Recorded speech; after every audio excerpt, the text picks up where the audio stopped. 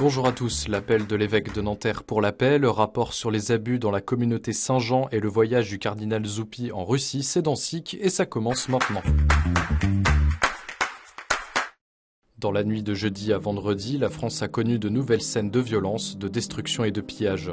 Ces tensions ont éclaté après la mort de Naël, un mineur de 17 ans tué par le tir d'un policier ce mardi à Nanterre. Monseigneur Mathieu Rouget, évêque de Nanterre, appelle à sortir de ce cycle de la violence. Mais les chrétiens ont la mission d'être des artisans de paix par leur capacité à réagir avec lucidité, avec esprit de responsabilité, mais sans violence à toutes les crises que nous traversons. La question maintenant, c'est dans l'immédiat se demander ce que l'on peut faire pour calmer le jeu, et puis après reprendre en profondeur les questions sociales, éducatives, les questions aussi de rapport profond à la dignité humaine dans notre société, qui peuvent enclencher une logique bienfaisante qui nous fasse sortir de ce cycle de la violence et de cette, disons, de cette dimension inflammable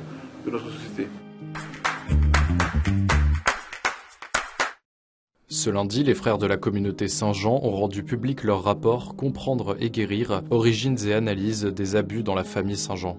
L'enquête de 900 pages a été commandée en 2019 lors du chapitre général des frères de Saint-Jean. Le rapport révèle des faits graves et choquants, 167 victimes et 72 frères qui ont commis des abus sexuels depuis la fondation de la communauté en 1975. L'enquête confirme les abus sexuels commis par leur fondateur, le père Marie-Dominique Philippe, sur des personnes majeures, notamment des religieuses, avant et après 1975, et son rôle déterminant dans la propagation des abus dans la famille Saint-Jean. L'origine de ce rapport, je dirais, c'est d'abord un cri, une souffrance des victimes en premier lieu, qu'on a découvert de plus en plus nombreuses. C'est aussi une souffrance parmi les frères, parmi les membres de notre famille religieuse. Et cela est devenu comme une nécessité, après des années de travaux, de réformes, d'aller jusqu'au bout pour comprendre ce qui s'était passé dans notre communauté. Comment, dans notre communauté que nous aimons, ces atrocités ont pu se produire. Retrouvez l'entretien exceptionnel de Philippine de Saint-Pierre avec deux frères de Saint-Jean sur ktotv.com. Le cardinal Matteo Zuppi s'est rendu ce mercredi en Russie, 3 semaines après son voyage en Ukraine. Envoyé par le pape pour apaiser les tensions et encourager les gestes d'humanité, l'archevêque de Bologne a pu échanger avec le patriarche Kirill. Dans un communiqué, le patriarcat de Moscou déclare que pour le primat de l'Église orthodoxe russe, il est très important qu'en ces temps très difficiles, les communautés chrétiennes d'Orient et d'Occident participent au processus de réconciliation.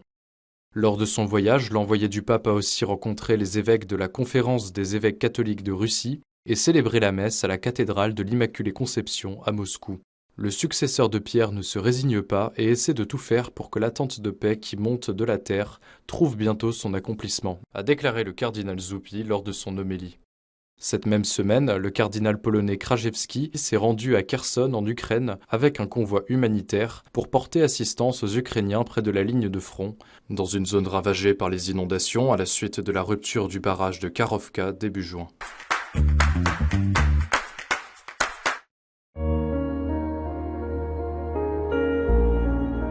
Les évêques d'Inde invitent à prier pour la paix. Ce dimanche 2 juillet, les paroisses indiennes sont appelées à observer une journée de prière pour que la paix revienne dans l'État indien du Manipur, dans le nord-est. Début mai, des violences interethniques ont éclaté lors de manifestations contre une loi sur les statuts des tribus locales. Plus de 100 personnes ont depuis été tuées et 249 lieux de culte chrétiens dégradés, précise un rapport de l'archevêque d'Impal, Monseigneur Dominique Loumon, daté du 15 juin.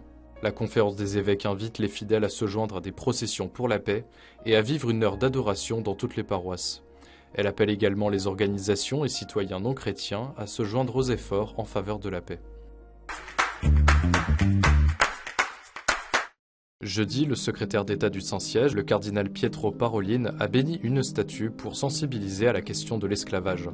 La sculpture « Let the Oppressed Go Free » évoque Sainte Joséphine Bakita, ancienne esclave soudanaise devenue religieuse, canonisée en 2000.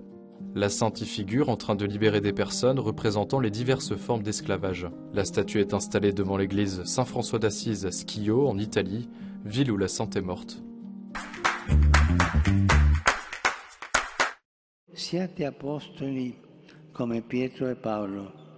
Siate discepoli nella sequela e apostoli nell'annuncio. Portate la bellezza del Vangelo ovunque, insieme a tutto il popolo di Dio. Ce jeudi 29 juin, en la basilique Saint-Pierre, le pape François a béni et remis le pallium aux archevêques métropolitains nommés pendant l'année.